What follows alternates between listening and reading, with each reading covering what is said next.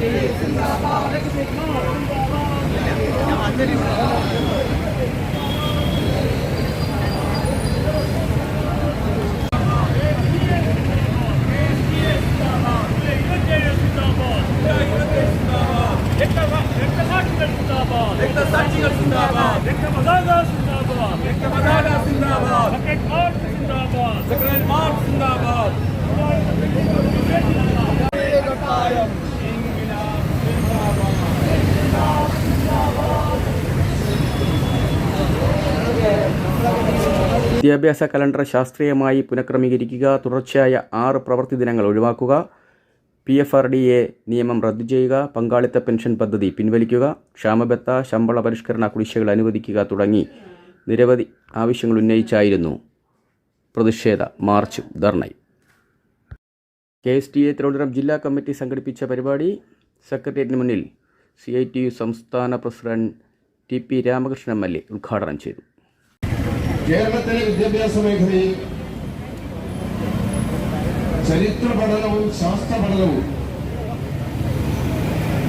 വിദ്യാർത്ഥികളുടെ ഭാവിയെ മുൻനിർത്തി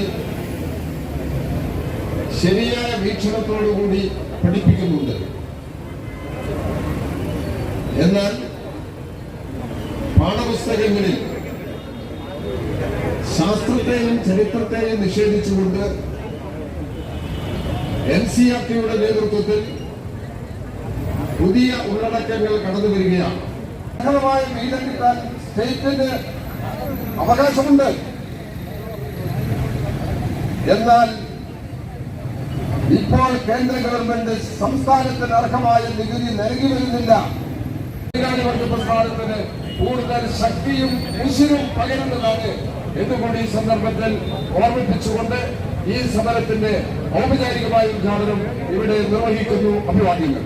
KSTA സംസ്ഥാന പ്രസിഡന്റ് D. സുധീഷ്, KSTA സംസ്ഥാന എക്സിക്യൂട്ടീവ് അംഗങ്ങളായ PB രാജേഷ്, P. സിജുമേരി തുടങ്ങിയവർ സംസാരിച്ചു.